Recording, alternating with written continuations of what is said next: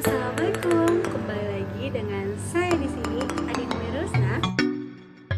Kali ini saya akan membahas mengenai komunikasi massa sama seperti video sebelumnya, tapi hanya saja yang berbeda. Di dalam komunikasi massa kali ini saya akan membahas mengenai analisis media, dan di dalam analisis media nanti akan saya bahas juga analisis isi dan analisis framing.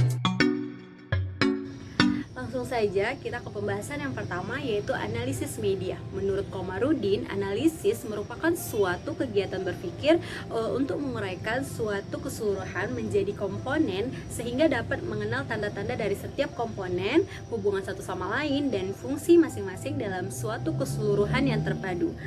Dan menurut Arsyad, mengatakan bahwa media adalah bentuk jamak dari kata medium, merupakan kata yang berasal dari bahasa Latin yaitu medius, yang secara harfiah berarti tengah, perantara, atau pengantar.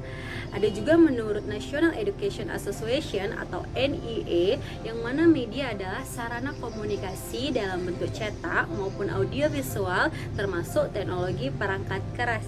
Analisis media merupakan salah satu pendekatan yang di dalamnya menjelaskan mengenai berbagai masalah komunikasi, apa efek dari komunikasi, dan pada hakikatnya media menjadi perantara para pelaku komunikasi dalam hal ini berkomunikasi dengan media dan apa dampak atau akibat dari media tersebut dalam hal komunikasi. Media dalam hal komunikasi bisa berdampak banyak loh pada khalayak.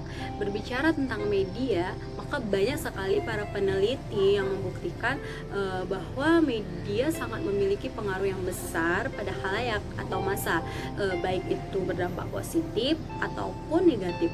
Sampai banyak teori-teori yang menjelaskan dampak media itu sendiri. Contohnya seperti teori agenda setting yang diperkenalkan oleh MC Cox dan D.L. Shaw dalam Public Opinion Quarterly, yang menjelaskan bahwa media ini memberi penekanan pada peristiwa tertentu. Sebagai contoh, misalkan itu di Indonesia sedang berlangsung kampanye untuk pemilihan umum, maka media selaku wadah yang berkuasa menetapkan agenda yang ditayangkan, baik itu pagi, siang, hingga malam, yang ditayangkan terus saja mengenai kampanye, sehingga dengan ditayangkan terus-menerus oleh media membuat khalayak hanya membahas dan berpendapat tentang apa yang diberitakan media saja.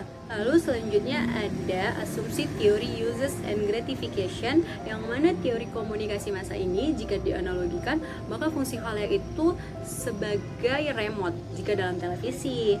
Artinya khalayak tuh boleh nih memilih tayangan apa yang disediakan oleh media.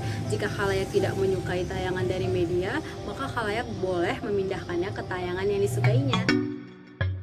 Selanjutnya, analisis media juga memiliki fungsi. Yang pertama itu, media adalah agen konstruksi, yang mana kaum konstruksionis memandang media bukanlah saluran yang bebas. Ia juga subjek yang mengkonstruksi realitas lengkap dengan pandangan, bias, dan pemihakannya. Di sini media dipandang sebagai agen konstruksi sosial yang mendefinisikan realitas. Lalu yang kedua itu, khalayak mempunyai penafsiran tersendiri atas berita, yang mana kaum konstruksionis memandang bahwa khalayak bukanlah subjek yang pasif, melainkan subjek yang aktif dalam menafsirkan apa yang dibaca, ditonton, maupun didengar. Lalu yang ketiga itu, media dari perannya sebagai penyedia informasi dan komunikasi bagi khalayak kini merubah peran dan fungsinya sebagai alat untuk kepentingan kelompok tertentu. Masuk ke pembahasan selanjutnya, yaitu mengenai analisis isi.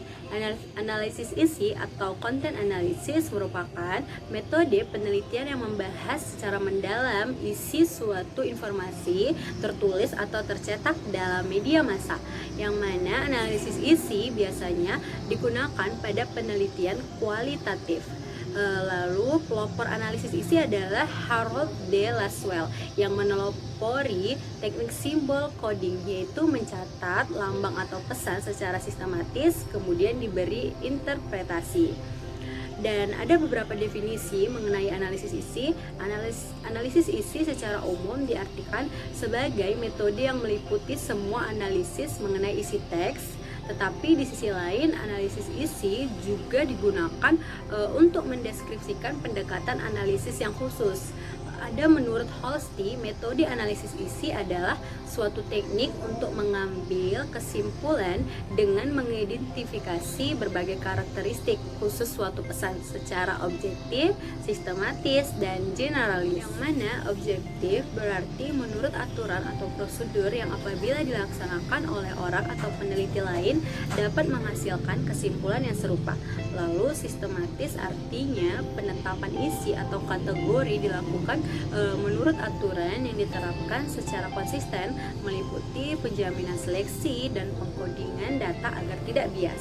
Lalu ya generalis artinya penemuan harus memiliki referensi teoritis, yang mana informasi yang didapat dari analisis isi dapat dihubungkan dengan atribut lain dari dokumen dan mempunyai relevansi teoritis yang tinggi. Lalu ada definisi lain dari analisis isi yang sering digunakan, yaitu research technique for the objective, systematic and quantitative description of the manifest content of communication. Lalu analisis isi juga mempunyai kelebihan dan kekurangannya loh, yang mana kelebihannya adalah tidak dipakainya manusia sebagai objek penelitian, sehingga analisis isi biasanya bersifat non-reaktif karena tidak ada orang yang diwawancarai, diminta mengisi kuesioner ataupun yang diminta datang ke laboratorium.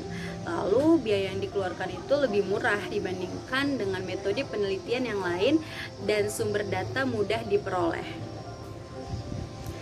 Dan analisis isi dapat digunakan ketika penelitian survei tidak dapat dilakukan.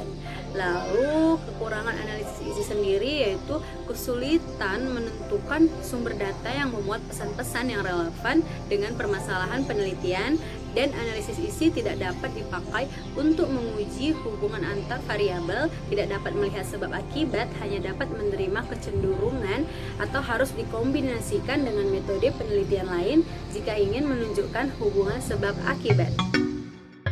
Lanjut ke pembahasan analisis framing. Analisis framing adalah salah satu metode analisis media seperti halnya analisis isi. Secara sederhana, framing adalah membingkai sebuah peristiwa, atau dengan kata lain, framing digunakan untuk mengetahui bagaimana perspektif atau cara pandang yang digunakan wartawan atau media massa ketika menyeleksi isu dan menulis berita.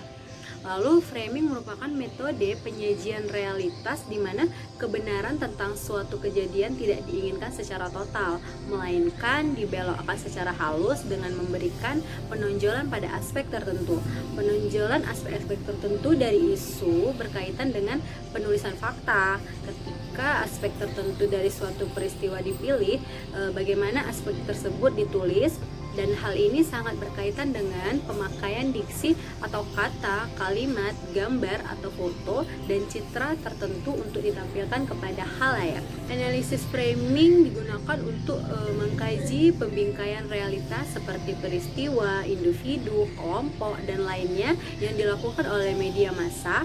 Pembingkaian tersebut merupakan proses konstruksi yang berarti realitas dimaknai dan direkonstruksi dengan cara dan makna tertentu, yang mana akibatnya hanya bagian tertentu saja yang lebih bermakna, lebih diperhatikan, dianggap penting, dan lebih mengena dalam pikiran khalayak.